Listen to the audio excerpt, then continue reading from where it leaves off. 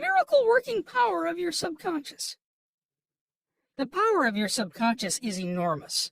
It inspires you, it guides you, and it reveals to you names, facts, and scenes from the storehouse of memory. Your subconscious started with your heartbeat, controls the circulation of your blood, regulates your digestion, assimilation, and elimination. When you eat a piece of bread, your subconscious mind transmutes it into tissue, muscle, bone, and blood. This process is beyond the ken of the wisest man who walks the earth. Your subconscious mind controls all the vital processes and functions of your body and knows the answer to all problems.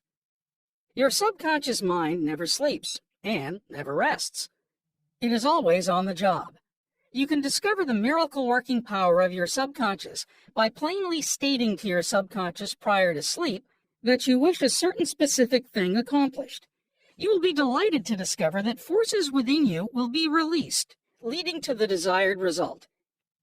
Here, then, is a source of power and wisdom, which places you in touch with omnipotence, or the power that moves the world, guides the planets in their course, and causes the sun to shine.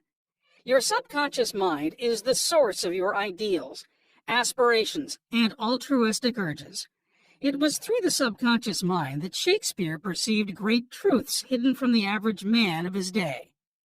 Undoubtedly, it was the response of his subconscious mind that caused the Greek sculptor Phidias to portray beauty, order, symmetry, and proportion in marble and bronze.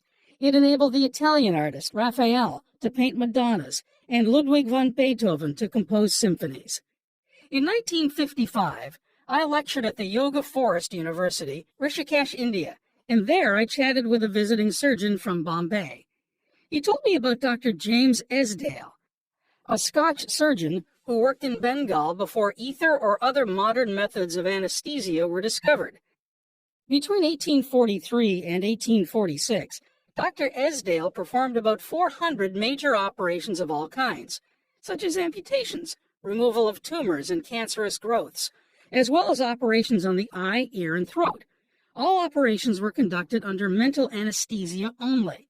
This Indian doctor at Rishikesh informed me that the post-operative mortality rate of patients operated on by Dr. Esdale was extremely low, probably 2 or 3%.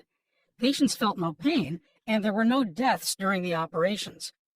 Dr. Esdale suggested to the subconscious minds of all his patients who were in a hypnotic state that no infection or septic condition would develop. You must remember that this was before Louis Pasteur, Joseph Lister, and others who pointed out the bacterial origin of disease and causes of infection due to unsterilized instruments and virulent organisms. This Indian surgeon said that the reason for the low mortality rate and the general absence of infection, which was reduced to a minimum, was undoubtedly due to the suggestions of Dr. Esdale to the subconscious minds of his patients. They responded according to the nature of his suggestion. It is simply wonderful when you conceive how a surgeon, over 120 years ago, discovered the miraculous wonder-working powers of the subconscious mind. Doesn't it cause you to be seized with a sort of mystic awe when you stop and think of the transcendental powers of your subconscious mind? Consider its extrasensory perceptions, such as its capacity for clairvoyance and clairaudience, its independence of time and space, its capacity to render you free from all pain and suffering, and its capacity to get the answer to all problems, be they what they may. All these and many more reveal to you that there is a power and an intelligence within you that far transcends your intellect, causing you to marvel at the wonders of it all. All these experiences cause you to rejoice and believe in the miracle-working powers of your subconscious mind. Your subconscious is your book of life.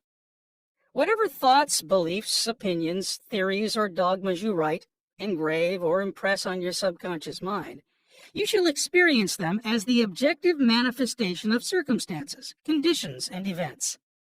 What you write on the inside, you will experience on the outside.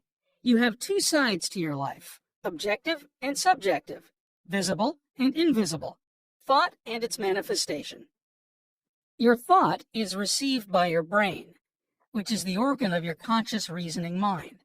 When your conscious or objective mind accepts the thought completely, it is sent to the solar plexus, called the brain of your mind, where it becomes flesh and is made manifest in your experience.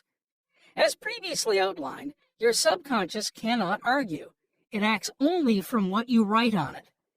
It accepts your verdict or the conclusions of your conscious mind as final. This is why you are always writing on the book of life, because your thoughts become your experiences. The American essayist Ralph Waldo Emerson said, quote, "Man is what he thinks all day long," unquote. What is impressed in the subconscious is expressed. William James, the father of American psychology, said that the power to move the world is in your subconscious mind. Your subconscious mind is one with infinite intelligence and boundless wisdom. It is fed by hidden springs and is called the law of life.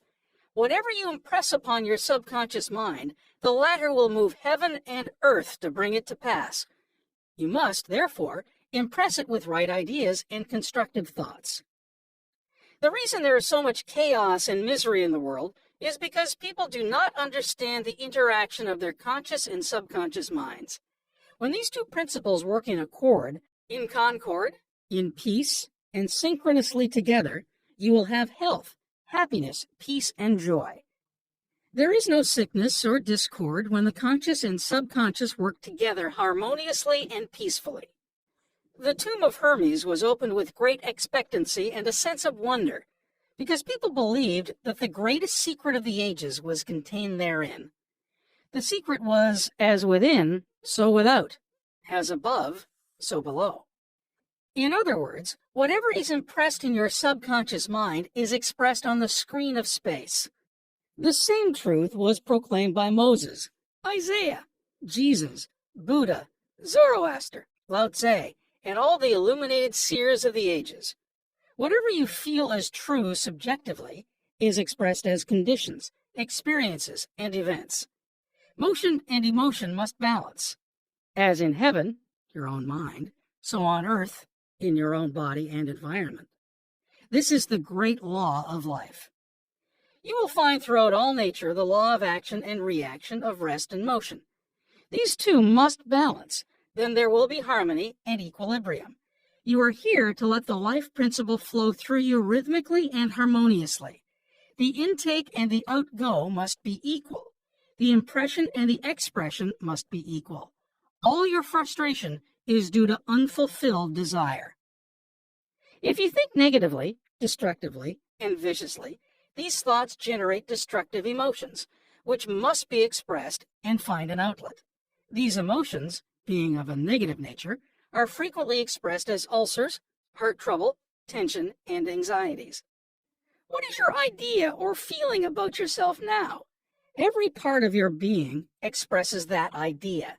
Your vitality, body, financial status, friends, and social status represent a perfect reflection of the idea you have of yourself. This is the real meaning of what is impressed in your subconscious mind, and which is expressed in all phases of your life. We injure ourselves by the negative ideas which we entertain. How often have you wounded yourself by getting angry, fearful, jealous, or vengeful? These are the poisons that enter your subconscious mind. You were not born with negative attitudes. Feed your subconscious mind life-giving thoughts, and you will wipe out all the negative patterns lodged therein. As you continue to do this, all the past will be wiped out and remembered no more. The subconscious heals a malignancy of the skin. A personal healing will ever be the most convincing evidence of the healing power of the subconscious mind. Over 40 years ago, I resolved a malignancy of the skin through prayer. Medical therapy had failed to check the growth, and it was getting progressively worse. A clergyman with a deep psychological knowledge explained to me the inner meaning of the 139th Psalm, wherein it says, "In thy book all my members were written which in continuance were fashioned, when as yet there were none of them." He explained that the term book meant my subconscious mind, which fashioned and molded all my organs from an invisible cell. He also pointed out that inasmuch as my subconscious mind made my body, It could also recreate it and heal it according to the perfect pattern within it. The clergyman showed me his watch and said, "This had a maker, and the watchmaker had to have the idea first in mind before the watch became an objective reality. And if the watch was out of order, the watchmaker could fix it." My friend reminded me that the subconscious intelligence which created my body was like a watchmaker, and it also knew exactly how to heal, restore, and direct all the vital functions and processes of my body, but that I had to give it the perfect idea of health. This would act as cause, and the effect would be a healing. I prayed in a very simple way as follows. My body and all its organs were created by the infinite intelligence in my subconscious mind. It knows how to heal me. Its wisdom fashioned all my organs, tissues, muscles, and bones. This infinite healing presence within me is now transforming every atom of my being, making me whole and perfect now. I give thanks for the healing I know is taking place now. Wonderful are the works of the creative intelligence within me. I prayed aloud for about 5 minutes, 2 or 3 times a day, repeating the above simple prayer. In about 3 months, my skin was whole and perfect. As you can see, all I did was give life-giving patterns of wholeness, beauty, and perfection to my subconscious mind, thereby obliterating the negative images and patterns of thought lodged in my subconscious mind, which were the cause of all my trouble. Nothing appears on your body except when the mental equivalent is first in your mind. And as you change your mind by drenching it with incessant affirmatives, you change your body. This is the basis of all healing. Marvelous are thy works, and that my soul, subconscious mind, knoweth right well.